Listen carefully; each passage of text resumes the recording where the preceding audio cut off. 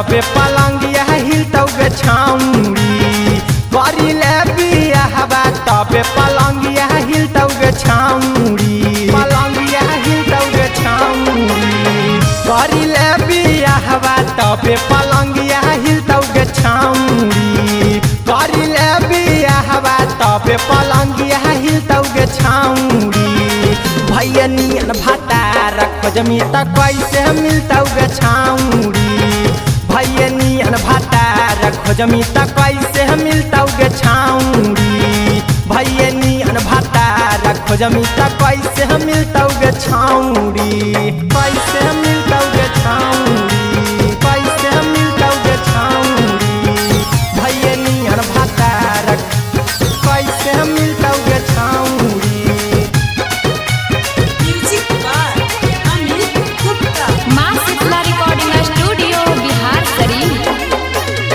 कहियौ सुनै पतारा की बहतिया ले मान गे काहे लगी चल हखी सीना माँ के तान गे सीना माँ के तान गे कहियौ सुनै पतारा की बहतिया ले मान गे काहे लगी चल हखी सीना माँ के तान गे मंगिया में परतौ सिंदूरवा चेहरा खिलतौ गे छाउरी मंगिया में परतौ सिंदूरवा चेहरा खिलतौ गे छाउरी भैया नियन भातार खोजमी त कैसे मिलतौ गे छाउरी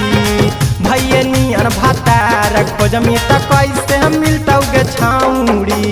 कैसे मिलतौ गे छाउरी कैसे मिलतौ गे छाउरी भैया नियन भातार कैसे मिलतौ गे छाउरी।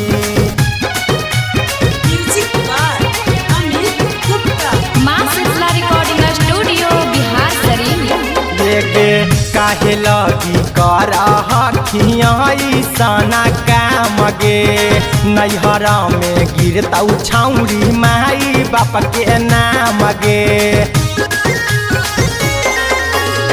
काहे लगी कर सना काम गे नैहरा में गिरतौ छाउरी माई बाप के नाम गे अहिरा कुंदनमा कहौ तबे खिलतौ गे छाउरी भोला बाया सोनुआ कहौ तबे खिलतौ गे छाउरी